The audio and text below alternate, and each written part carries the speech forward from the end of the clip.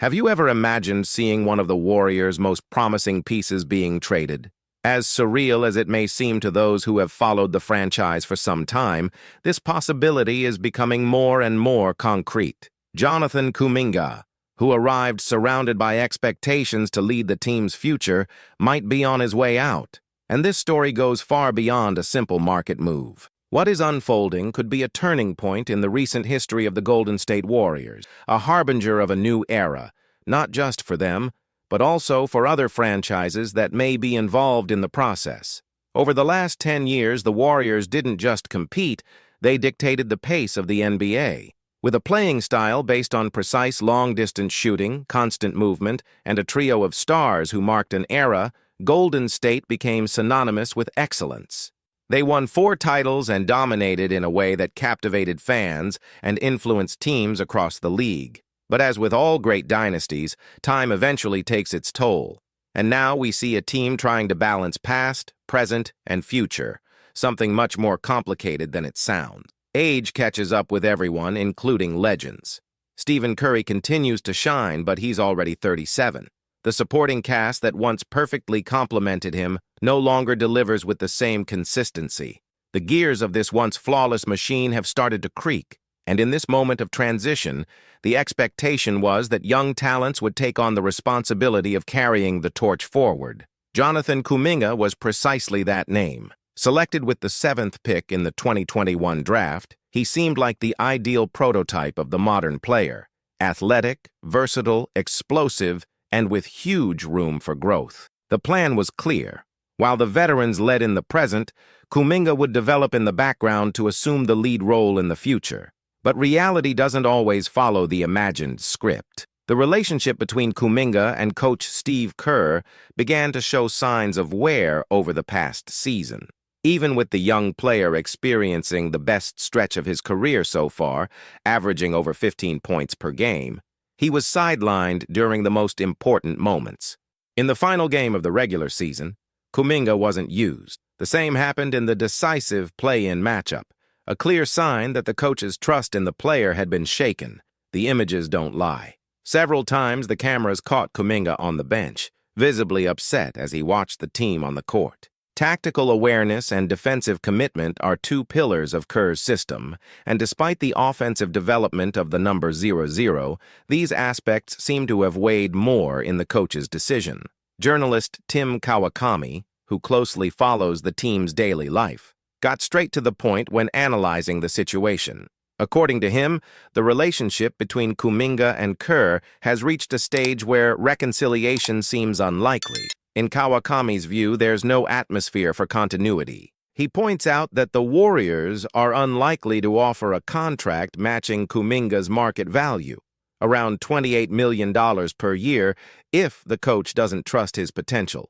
And that internal mistrust also echoes among the team's stars, who don't seem entirely convinced of Kuminga's long-term importance within the project. On the other hand, the player himself doesn't show interest in staying in an environment where he doesn't feel valued. His desire to leave seems as strong as the team's hesitation to keep him.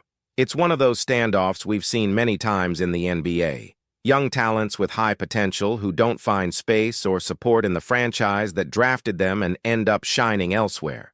League history shows that when the wear and tear between coach and player reaches this level, it's usually the athlete who packs his bags, especially when the coach carries the weight of multiple titles and has the front office's trust. Kuminga's contract situation only complicates things further. His rookie deal ends with the close of the season. The Warriors still have the right to match any offer he receives in free agency, but the behind-the-scenes scenario points toward a possible sign-and-trade. A model that would allow the franchise to avoid losing him for nothing, receiving assets in return for the young talent. And this is where financial factors come into play. The Warriors' payroll is at its limit. Renewing with Kuminga would require a considerable effort, and the team is already struggling with the NBA's salary cap penalties. Losing a valuable player without any compensation would be a strategic mistake, and the front office knows it. Mike Dunleavy Jr., the team's current general manager, is facing the toughest decision of his tenure so far. On one hand, there's the chance to keep a young player with tremendous upside.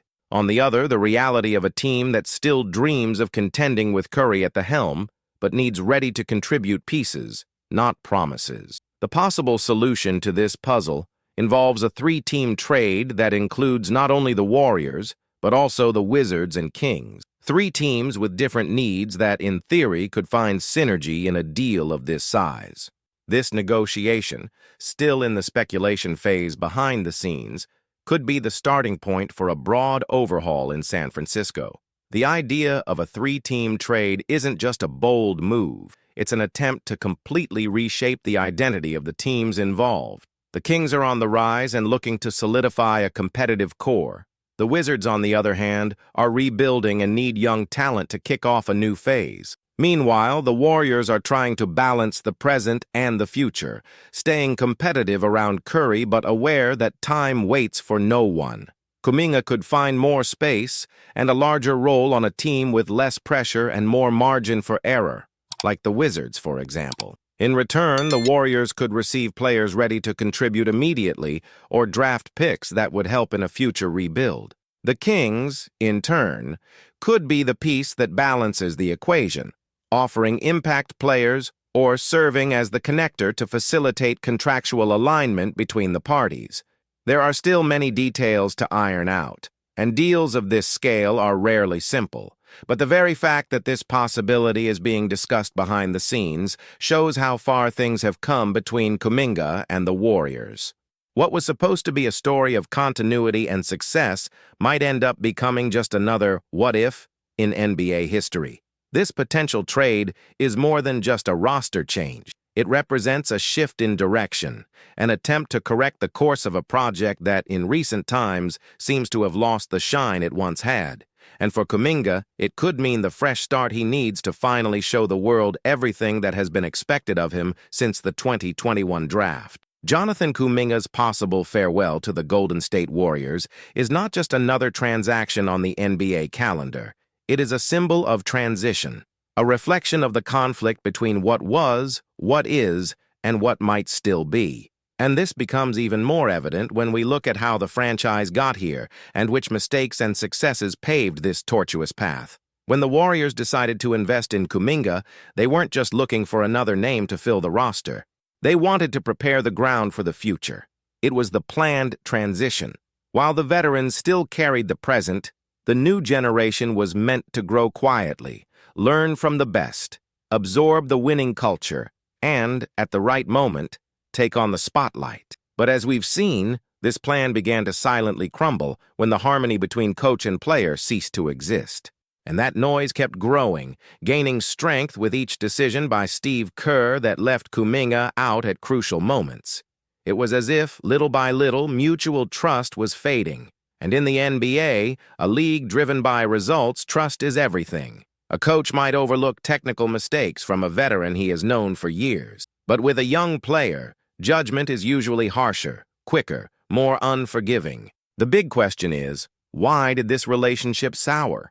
Was it just a tactical issue?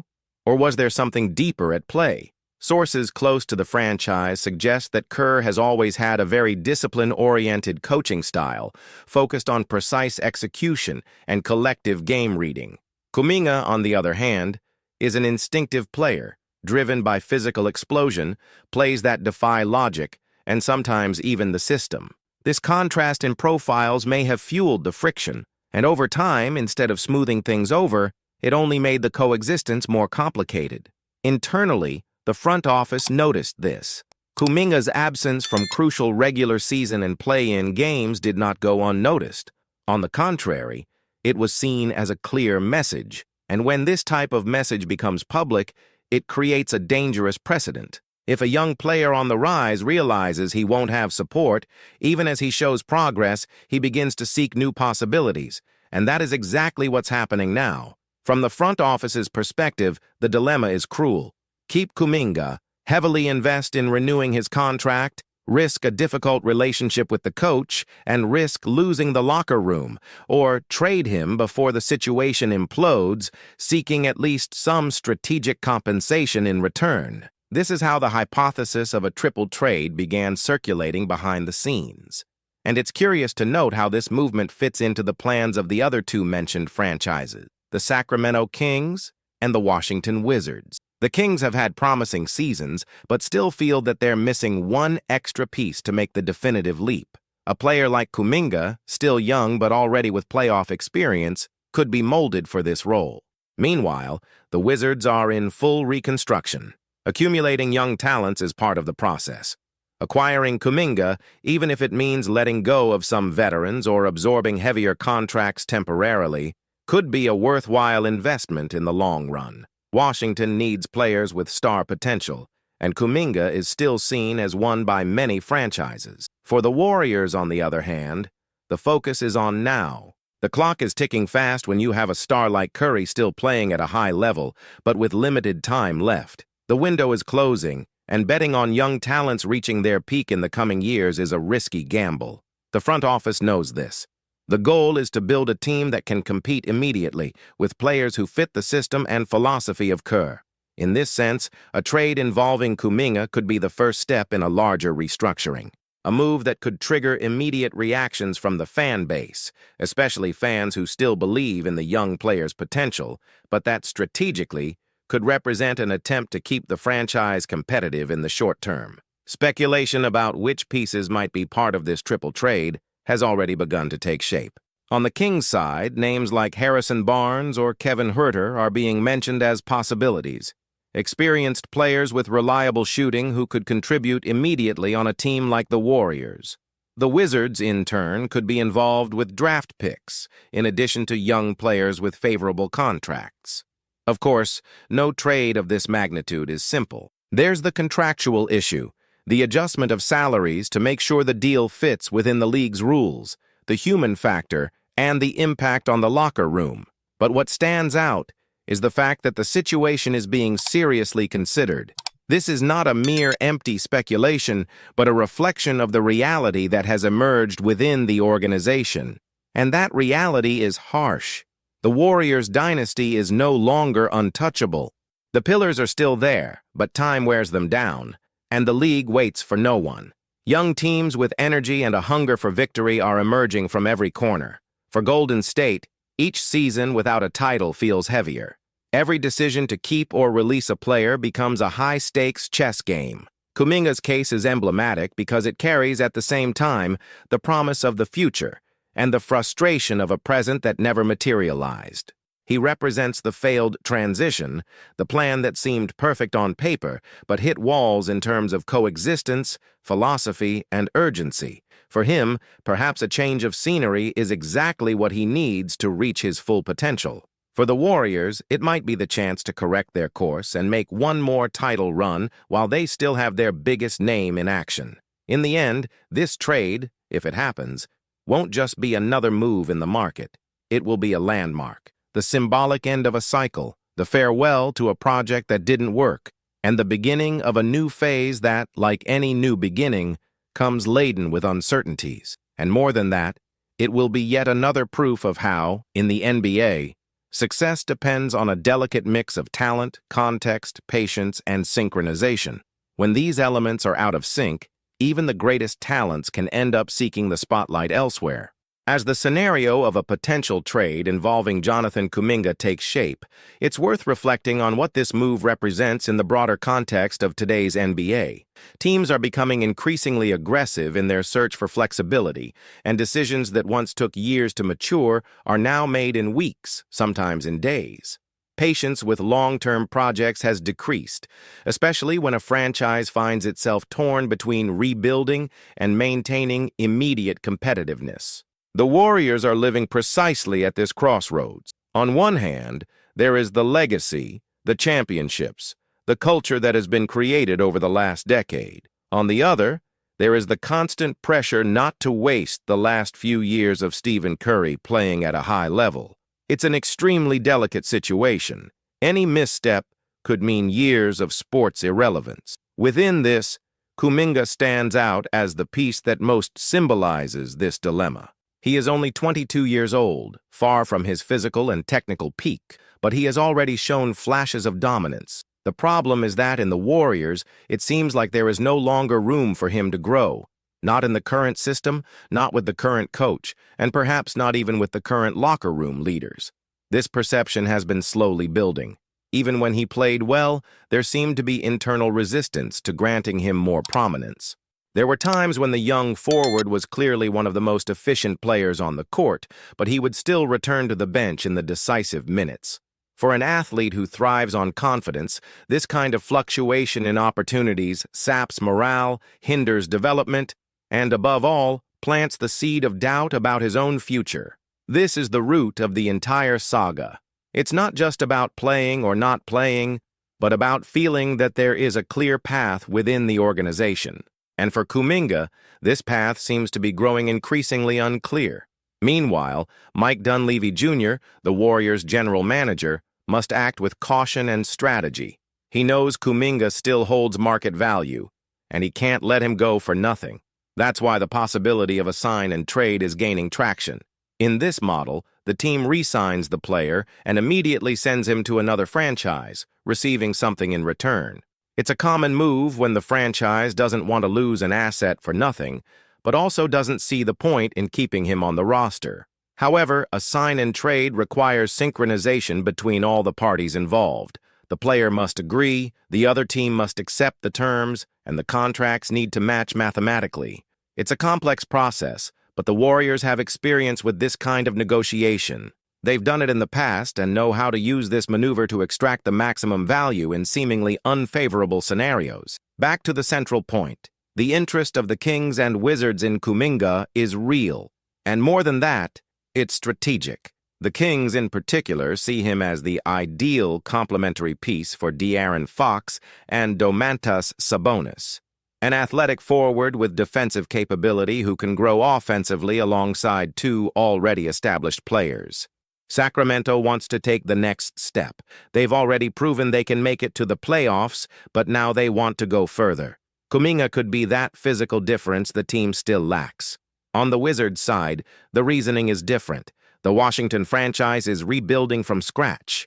Kuminga would arrive as one of the faces of this new phase, with freedom to make mistakes, grow, and become one of the cornerstones of a future competitive project. In Washington, he wouldn't face the immediate pressure for results like he does in Golden State. This would allow him to explore his full potential and correct his flaws more gradually. In this process, players from both teams could be included in the package.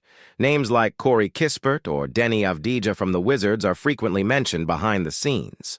On the Sacramento side, including Harrison Barnes or Trey Lyles, could balance the books and still reinforce the Warriors roster with experience and tactical intelligence. This potential three-team trade, if executed, will be like a chessboard. Every piece moved will directly affect the next moves of all the teams. For Golden State, Kuminga's departure needs to be compensated with someone who can contribute now. It's not just about trading for a promise. They already have that. What they need is a reliable player who understands Kerr's system, accepts their role, and solidly complements Curry and Draymond Green's minutes, especially in defense and perimeter shooting. It's also worth highlighting the financial aspect. The Warriors are among the teams with the highest payroll in the league, exceeding the luxury tax and facing new second-level salary cap rules that restrict movements and trades. This makes the situation even more critical. Re-signing Kuminga for the expected $28 to $30 million per year would further lock the team's flexibility. And with so many high-value contracts already on the roster, this choice becomes a very high risk. That's why clearing space on the payroll, gaining rotational pieces, and keeping the team competitive is the ultimate goal. And in this puzzle, Kuminga could be the key, not for his deficiencies, but because he represents market value. He is the asset that can unlock other possibilities, and the Warriors know this. The fans, as always, are living this moment with a mix of nostalgia and anxiety. Many still see Kuminga as the future of the franchise, the symbol of the dynasty's continuity, but an increasing number understand that time doesn't stop, and that perhaps it's indeed time to turn the page. The emotional connection with the players is a real factor, but in the end, what matters are the wins, and the franchise is clearly seeking ways to keep winning, even if it means letting go of beloved names. For Kuminga, regardless of where he goes, it will be an opportunity to show his true value, to prove that his limitations were, in fact, the result of a system that didn't value him. And if he breaks out in another team, like so many young players have after leaving restrictive systems, it won't be a surprise to anyone. The NBA is full of examples of players who left a restrictive environment and found freedom in other systems. Pascal Siakam, for instance, took time to take off in Toronto until he had more space. Julius Randle reached his peak in New York after unstable seasons. And even Andrew Wiggins, who arrived with little faith in Golden State, proved that the right environment changes everything. With Kuminga, the path could be similar. But now, with the behind-the-scenes heating up, the clock ticking, and the three franchises aligning interests, the question is no longer if, but when. The decision is near. And it may not only reconfigure the Warriors' roster, but also directly influence the balance of power in the Western Conference. Kai Sotto, at 22 years old, is already standing out in the global basketball scene. He is more than just a tall athlete. His physical and technical skills make him a very interesting prospect. With a combination of imposing size and surprising agility, the young player proves to be a threat both offensively and defensively. His presence in the paint is dominant, but it is his versatility in attack that truly catches attention, showcasing a rare combination of strength and creative skill to finish plays. However, the question is whether these qualities will be enough to guarantee his success in the NBA. The transition to the American League is a big challenge. The NBA is not like any other competition. The level of physical, technical, and mental demand is incomparable. The fast pace, the strength of the opponents, and the intensification of strategies require an extremely high adjustment level for any player. If Kai Sotto manages to secure a spot on the Golden State Warriors roster, his impact would not be limited only to his performance on the court. The Bay Area, home to the Warriors, has a large Filipino community, and Sotto's arrival would be a cultural milestone, connecting Filipino fans even more intensely with the NBA and the franchise. The player would not only be an addition to the team, but an icon of pride for millions of Filipinos around the world.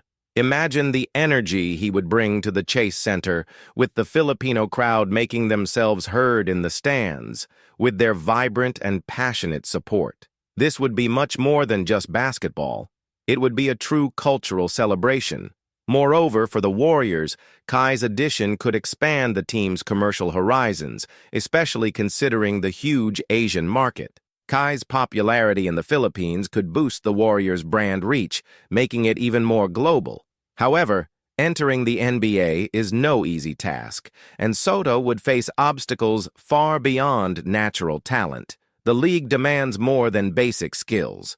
To shine in the NBA, he will need to refine his consistency, reaction speed, physical endurance, and defensive skills. Even with his promising track record in the Japanese league, the NBA offers a level of competition where every mistake is exposed and exploited. The adaptation time will be short, and he will have to work hard to prove that he can be a valuable asset, both offensively and defensively. If Golden State does indeed decide to invest in Kai Sotto, it would be a calculated bet, but one that has the potential to transform the young player's career. The franchise has an enviable history of helping young talents develop their potential, and the opportunity to train alongside legends like Steve Kerr and Draymond Green would be a unique chance for growth. The Warriors' environment, with its focus on tactical intelligence and continuous development, could be the perfect place for Kai to hone his skills. However, the pressure of playing for the Warriors comes with the need to deliver results quickly. The team aims to win more championships, and therefore, the search for young talents must be balanced with the need to strengthen the team for immediate challenges. Every roster spot is precious, and Kai will have to prove his worth from the start. In addition to the technical and sports issues, the possible signing of Sotto also carries great cultural and market weight. The NBA has become increasingly global, and players like Kai Sotto represent a bridge between different cultures. His presence in the NBA could attract new audiences to basketball, especially in Asia, where the sport has been growing exponentially. Imagine the scene, the Chase Center, packed with Filipino fans cheering with every play of Kai. The atmosphere would be electric, with Filipino flags and an extremely engaged fan base, not only at the games but also on social media and in the official merchandise market. Kai would become not just a player, but a cultural icon. His signing would not only be a sports move, but also a marketing strategy to further increase the Warriors' popularity in Asia. If Sotto manages to overcome the initial challenges of the NBA, he could become a key part of the new generation of Warriors players. The team, with its tradition of developing great players, could provide Kai with the ideal platform to grow. However, his success will depend on his patience and persistence, two essential elements for any young player who wants to leave a lasting mark on the league. The real question is, will Kai Sotto be the missing player to complete the Golden State Warriors puzzle? He could add a strong presence in the paint, something the team has lacked in recent years, helping to face more physical opponents. His shot-blocking ability and offensive reach could be the key to strengthening the defense and enriching the team's offensive game. If you liked the video, don't forget to leave a like and subscribe to the channel so you don't miss any news about the Warriors. Also, turn on the bell to get notifications firsthand. See you next time.